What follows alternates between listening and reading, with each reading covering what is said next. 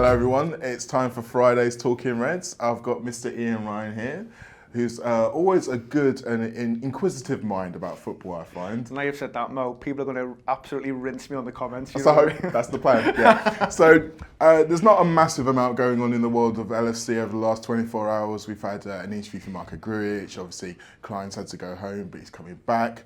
We've obviously got the big game happening on Saturday night, but the boys over in the US are heading down to Ann Arbor, I think now. So there's going to be some previews from them coming.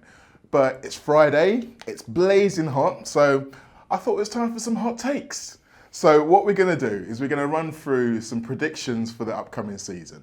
Now, they're going to break them down into 3 different categories. 1, General Premier League, 2, LFC, and 3, transfer window related. Now, I've let Ian see some of the questions, but some of them I am just going to ambush him with. So it's going to be fun. And by all means, you guys play along at home, put your predictions in the comments, and then we'll all get together in May and look how stupid we all look.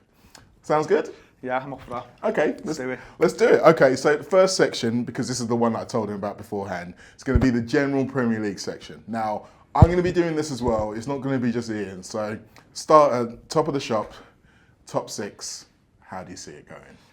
You know what, Mo, I don't see it being any different. I think the positions might well change, potentially, but I don't think there's going to be anyone breaking into that top 6. So you're obviously your City, Liverpool, United, Spurs, Arsenal, Chelsea. That for me will be, in some order, will be the top 6. Now, I think if you break it down a little bit, and I think you've got to caveat this with there's still business to be done. So we've still got 2 weeks. So some things could well change. If someone goes out and makes an absolute belt and signing, that could shift someone from a second to a potentially first. So as I see it right now, I think sometimes you've got to be careful not to get too biased at these things. It's easy to think about, we're obviously massive Liverpool fans. We want Liverpool to do well. Yeah. We're chomping at the bit for the season to start. There's every chance that we could challenge Man City, but I think at this minute I would still have City as favourites. If you're looking to push me on positions, I think City first as we stand, but I think again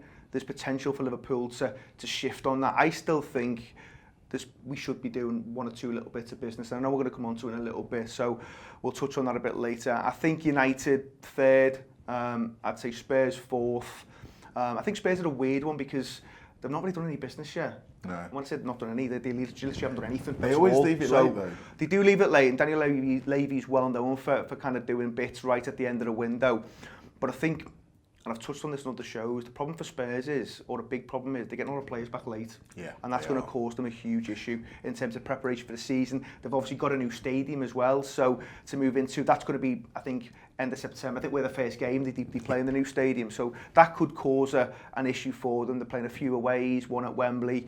And then Arsenal, Chelsea, if you take them as a bit of a 2, I think they've both got too much to do for me to be able to break into that top 4. Both got new managers. That brings, whilst it brings positives, it can also bring a couple of negatives as well. So you'll probably see, certainly in Chelsea's case, you're going to see them change the system, I would imagine. He'll go back to more of a flat back 4. Chelsea have obviously been playing 3 at the back for a couple of seasons now under Conte. So that, having to implement that is a big thing for the football team. It's true. And when you look at, we've had the World Cup, there's not been a great deal of time to work on things such as systems. So I think Chelsea may start a little bit slowly. Same for Arsenal, I think, as well. They've brought some new faces in. And I think that all plays a part in how you start the season. Arsenal have also got a pretty tricky opening as well. They've got Man City first up. Not ideal, is it? Let's be honest. It's not what you want. And then they've got Chelsea. So that, straight away, you could be on the back foot. They've obviously made a couple of additions. And I think they've brought in some decent experience at the back. Lads who've done okay in Italy and Germany. They've got a new keeper. But again, those players have got to gel, and again, he will tweak the system. Emery did like to play with more width than what a traditional Arsenal team of the last few years have done. So that again could be something where maybe it takes a little bit of time to get used to. So overall, I would see that as my top 6. Okay, so City, Liverpool, United, Spurs, Chelsea, Arsenal. Yeah, very much with the caveat of there's still business to be done, I think, for a number of clubs. I hope we're in that conversation, I really do. I suspect we're probably not, but I think there's 1 or 2 things we should and could be doing. And that's not to say we haven't had a brilliant transfer window so far, Mo. I'm absolutely delighted with it. I really am. I think we've done some really good bits. I think it's important to put that in. It is important to put that out. For my list, it's very similar to yours. I again have City top and us second. I've swapped Spurs and United because, yes, Spurs are going to have a tricky start because obviously they've got Son going to be away at the Asian Games as well. I think that they'll have enough to catch up later in the season. They always tend to really kick on from January to March time. And I still think that, I don't think that everyone else will be too far away from them to catch up. I have United at fourth and then Chelsea and then Arsenal. Yeah. Although I would caveat that with, I do think Chelsea and Arsenal will be a lot closer to the top four than they were this season. I think the whole, I mean, you know, City obviously going to get 100 points last year. I don't think they'll get 100 points this year. And I think to still win this league, I think you're going to have to get near to 90 or break 90 points still. I think that's got to be the aim. I think we can do that. I think we can do it. I think it's, you know, there's a jump there for us. You know, we've got to find 15 points from somewhere. But when you look at some of the draws and what we've done in the market, there's no doubt there's potential to kind of change some of those draws into wins, and obviously the away record as well. You could look at that as a you know, a piece where you could improve. So I think Spurs, out of the ones you've mentioned there, that their start will interest me because I just don't know what team you're going to be able to pick. You know, your Kanes and your Dele Allis, who, by the way, you know, Kane will go down as having a good World Cup because he scored 6 goals. But if you drill down on some of that, he looks shattered. Man. But I mean, if you look, I know pre-season's one thing, but they did just beat Roma 4-1 with 2 goals from Lucas Moura and 2 goals from Llorente. 2 guys who are probably fit and firing, haven't been to the World Cup, and are looking to put their place in the squad. So, anyway, we need to move on. Okay. Let's go down, as in the relegation. Now, this has been traditionally really hard to pick most of the last, 5 or 6 years, because there's always been about half the Premier League who are in danger of going down in February time. So, I'm going to tell you mine first, because I think it's only fair to alternate on this one. I've gone with Cardiff simply because I don't think they have enough quality in the team. They've got a good spirit, they've got a way of playing, but it's not the most imaginative way of playing, and it probably will be found out quite quickly. I've gone for Huddersfield. Unfortunately, you could almost say the same. They kind of got over the line last year only just through just grit and determination. And again, when you're going into your second season, you need to be able to offer something different. I've not really seen anything at the guys that they've brought in that will be able to tell me that. The third one is really tricky because, as I said, there's loads of teams who are going to be jostling around. There's loads of teams who may look okay on paper, and then you get out on the pitch and it's a horror show. Yeah.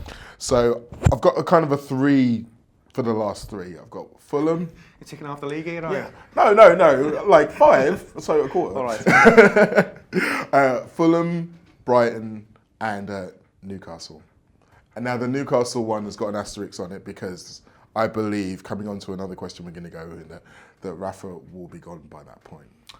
So, relegation picture. You've probably got my 3 amongst all those teams you've just picked. 5? Is that 5? No, I mean, I think Cardiff, definitely, because Neil Warnock's there, and he's very much shite when it comes to managing in the Premier League. You know, give him his due. You know, if you want to get a team, give him a little bit. If you want to get a team promoted, then he's probably one of the go-to guys, isn't he? You know, it's fair to say at that Championship level, players respond to him. Those type of tactics, the managerial approach that he uses seems to work quite well in the Championship, but he very, very quickly gets found out in the Premier League. So I've absolutely got Cardiff nailed on to go down. I think you're absolutely right on Huddersfield. You worry. I mean, if the season had gone on a bit longer, you're kind of worried about them because they were just getting dragged, and then they had a little bounce towards the end again, just to do enough to keep them up. But those 2 performances against City and Chelsea at the end of the season, they were outliers. They Yeah. weren't based on what had happened before. That was just 1 or 2 monumental efforts to get them over the line, and I can't see that happening. I think you're right. So I'd have them in the mix. I think the Rafa one's interesting because I was thinking about this coming in, and I do think Newcastle are going to struggle this season, and it's not anything to do with Rafa Benitez. By the way, I think, you know, they play Hull the other night in a friendly, and he comes out and he basically calls out the owner and says, "Listen, I need to be back there. You're going to have to back me." I mean, I think I've got this right, that Michael Owen is still the record signing for Newcastle in 2005, 16 million quid. Now, that's absolutely ridiculous. In this current climate, where TV deals are insane. You know, it puts the Premier League on a very high level compared to other leagues. For Rafa not to be able to go out and break that transfer record, their own record, in this current market is ridiculous. And I think you're asking an awful lot if he's going to go again and keep them safe and get them to where he got them last season. So I think Newcastle are under serious threat unless they can go and do some bits between now and August the 9th. I think the Brighton conversation, you could see them being near it, because I think Chrissy Hughton's a good manager, by the way. I think he's done really well, and I always think, just talking about Newcastle there, I always think he got a harsh deal at Newcastle. I think he conducts himself really, really well. One of many. One of many. He conducts himself really well, and he got a harsh deal. But he's a good guy. One of football's good guys. So I'd hope to see them stay up. But again, you think they could be in a little bit of trouble, certainly in that conversation. The other one, which may surprise people a little bit, because they had a good season last year, but I think Burnley might struggle, and it depends how this Europa League run goes. Yeah. But if they suddenly find themselves in that mix, and obviously they drew with Aberdeen, didn't they, last night, but if they find themselves in the Europa League, that's an awful lot of games for a squad of that size, and they've signed nobody this season. And their best keeper from last year, player of the year, actually got injured in the game last night. Exactly. I mean, they've got Tom Heaton, obviously, but I mean, I think they'll be okay, but I think they'll have a struggle this season to match what they did last year, and I think that Europa League, however that goes, could play a huge part. All right, throwing an extra ringer one in there, do you think we'll see another Burnley this year, another team that kind of overachieves in that level? I mean, if you look at some of the bits that Wolves and Fulham are doing or try to do, then you'd have to say so far so good from their perspective. But it's so difficult to know, isn't it, Mo, how they're going to adjust and stuff. But I would suggest, just from the outside looking in right now, I think Wolves will have a decent season. Okay. I think if you offered any Wolves fan, just to stay up would be, but because they're going out and doing some nice little signings, and obviously they got the links with Portugal, which seems to be kind of paying off for them and stuff.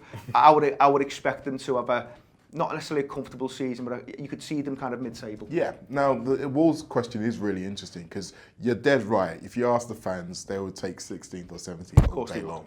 However, I wonder whether these superstar Portuguese players who they've just brought in would say the same. I don't think so. So my theory that one of the teams that are in relegation trouble really should actually go out and try and win a domestic cup this season. I think Wolves are going to be the first ones to actually really do it. I've predicted them to get to the League Cup final, where I think they will lose to Arsenal. Now, coming on to the FA Cup, I actually think we'll win this one. I would disagree. And you know why? Because we've been terrible in the FA Cup under Jurgen Klopp, absolute bobbins under Jurgen Klopp, and that has to change at some point. The last 5 years, there's really only been 3 teams who've been looking at the FA Cup. I personally think it's set up for us to be able to go for it this time, because if you think about our shadow squad who will potentially be playing there are a lot of guys with really good potential who we've been talking about over this course this pre-season who are going to be taking part in that. And I think that it's a real opportunity for us, considering where it comes in our season, depending upon how well we've done in Europe, obviously. I do genuinely think that that's one that we can aim for and actually get. And how good would it be to actually get a trophy this season? I think you're right. And I think, the FA Cup's taken a little bit of a kicking over recent years, and I get that. I mean, when I was kind of growing up watching footy, the FA Cup was huge. I mean, you can't underplay just how big it was. To get to an FA Cup final was massive, and it was taken so seriously. And that's changed over kind of a number of years. But I think, we would all be delighted if we put an FA Cup in the cabinet. Obviously, we got our eyes on bigger things. Let's be honest about it. We want to be challenging Man City for that title. There's no doubt about that. But I think, Jurgen, he's desperate to put a trophy in the cabinet. He is. You can tell from the recent interview he did with the boys, which was brilliant, by the way. If you haven't listened to it, get on it.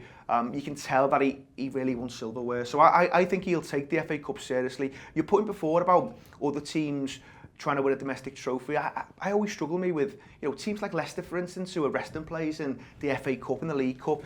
Sides that last year there was no way they were ever going down, but they were rotating for the FA Cup, and you're thinking, lads, you've got a chance to go and win another trophy. You've won a league title in recent times. Go and put another one in the bag.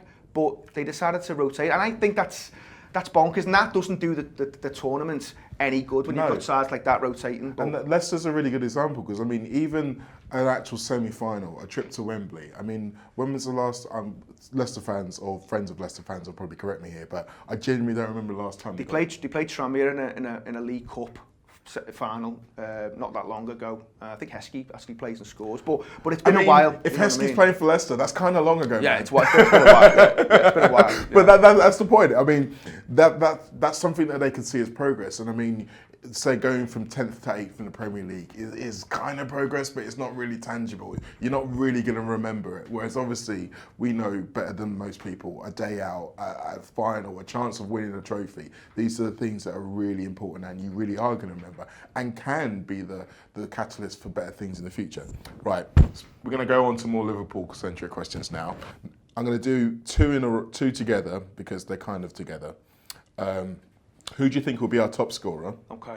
And who of last year's front three, if any of them, will better their tally from last season? I think it's a difficult one to better the tally. I mean, fucking hell, that's a good one. Good. Let's not mess about. I mean, I'm not saying that know, if they don't do that, then it's a failure. But I just want to make that clear. I just think that for Mo Salah to reproduce that, and if Mo goes and gets 25 goals a season, he's had a cracking season. We can't forget that. No. That's still a brilliant season. But I actually think Mane's got potential to kick on again. You see signs last year towards the end of the season, and I know we had that little spell where maybe he wasn't quite as good as some would have hoped, maybe as he would have hoped, but I think sometimes because you play next to the other two, and they were so good, then sometimes that doesn't do you any favours. But I think Mane, there was real signs there towards the end of the season where he was probably arguably one of our best players, if not the best player. It all depends on maybe what role he takes up, because I think Jürgen may play about with it a little bit, but I think Mane's got potential to kick on again in terms of his goal return, and actually I think he's got a real chance of being one of our standout players next season. I don't think that will surprise anyone because he's brilliant, you know what I mean? But sometimes you do get overshadowed by what Mo's doing, by what Bobby's doing. We've obviously got Keita coming in as well. I think by the way, he's going to have one hell of a season. And I think opposition fans, don't get me wrong, some of them will have done due diligence and had a little look at him, but I don't think the Premier League's quite ready for what Naby Keita's going to bring next season. See, I kind of agree with most of what you say. In fact, I agree with nearly all the voice. But the only thing I would say is I do think that our top scorer of the season will still be Bobby. I think that Mane's improvement will definitely be bigger, and he's got more of a chance of beating his tally from last season. Yeah. I think this year we're going to be seeing the goals spread out a little bit more than we saw from last year, and that's really only a good thing because it makes us harder to defend against. But I agree. I think in terms of who will have more goals than anyone at the end of the season, I just think Bobby. I think having Keita around, and we've already seen it with how quickly he picked up on what Sturridge does. Bobby's another one who, if he's got someone who he trusts behind him, to know that when he's making those moves, he's going to be found. He's another. You can go up another level, and I think he's going to be our most potent forward this season. I think Mane's definitely got the potential to go up a level, but I think when it comes to when we're playing the big games against big teams, they're going to be most worried about Firmino. More than Salah, believe it or not. And that's not to say I don't think Salah will be very good. I just think that by that time, by the crunch time of the season, Firmino will probably be more influential.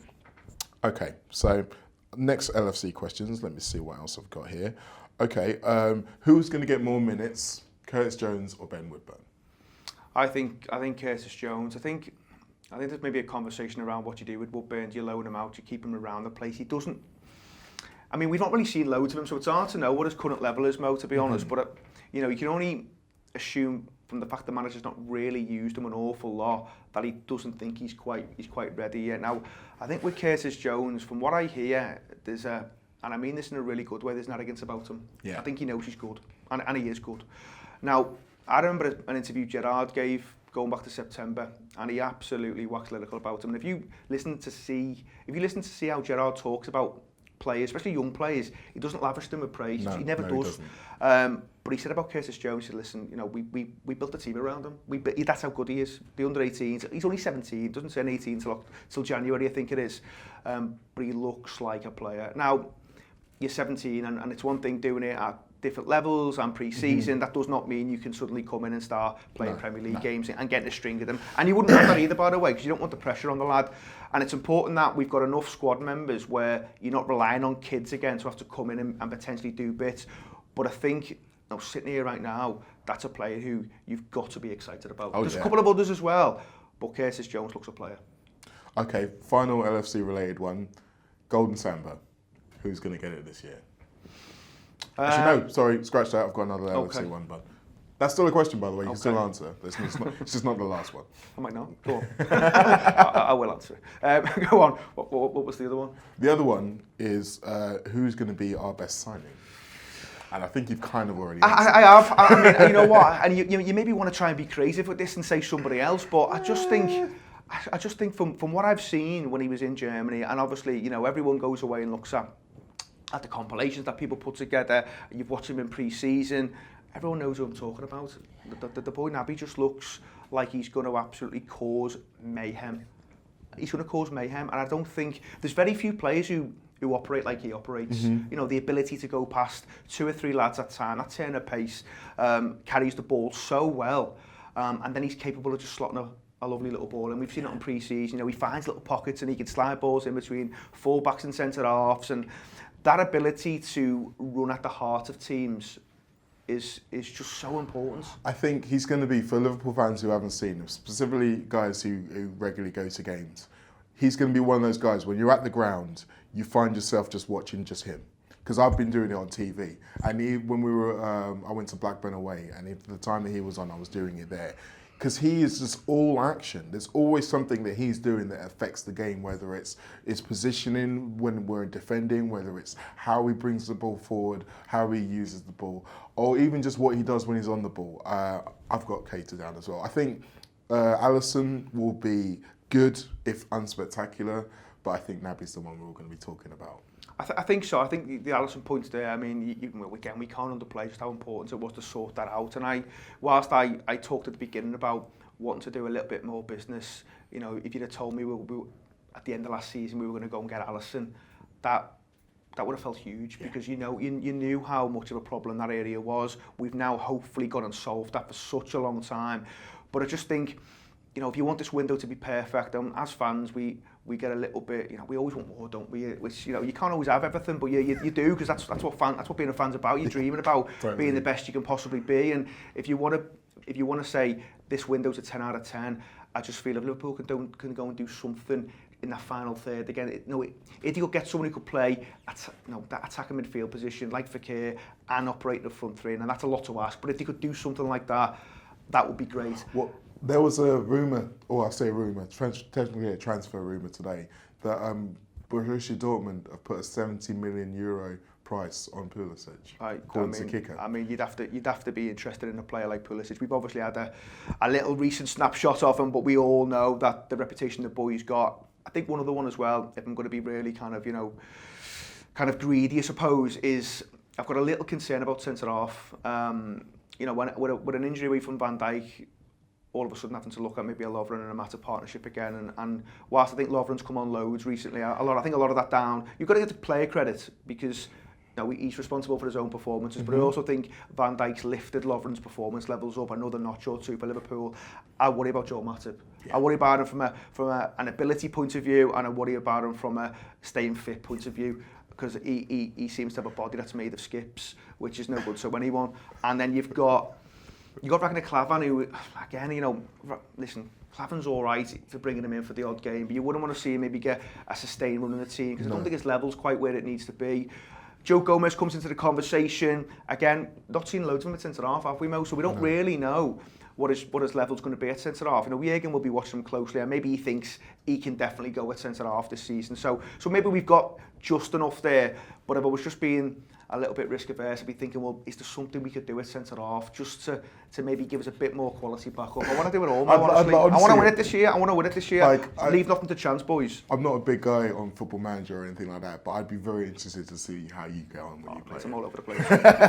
Right, okay, so we'll make these last two the big ones, because we've already covered some of the transfer stuff. So I'm going to say, which team will look great when the window closes on August the 10th, but terrible in March? Now, March. I'll tell you who I've got. Okay. Fulham. Because I think that Fulham have made some good moves. They've got some good players who come in. But there's that adrenaline you get from the initial burst of being in the Premier League. In terms of an actual width and depth of squad, I don't see it. You know what? I wouldn't disagree with that. I think On the Fulham thing, I'm really interested to see how Ryan Sessegnon gets on, because we did touch on about who's going to be Player of the Year, who's going to be Young Player of the Year, and I think actually Liverpool have got several players in those conversations. By the way, you think the season Trent had last year, what's he going to look like this year? Obviously, he's going to come back late, so he may not get much game time till maybe September. But I think he'd be in the mix for Young Player of the Year. But I think Sessegnon, you look at. For Fulham, he's obviously played a little bit at left back, but he gets pushed much further forward than that. We know that. So his goal tally reflects a player that's playing further up the pitch. I think he's got about 20 league goals already to his name in about 65, 70 appearances, which is pretty good. How does that translate to the Premier League? But I tell you what, if he goes in as a stormer this season, everyone's going to be all over him. Definitely. Everyone's going to be all over him. He looks a player. He looks a real player. He really does. Hopefully we'll be all over him as well, but we'll leave that for another time. I think that should probably do it for us now. So as you can see, we've all laid our balls out on the table and given you exactly what we think is going to happen over the Premier League season. We'll be able to look back at this in April and May time, and we may even get sacked. So who knows? It might be fun. Enjoy your day.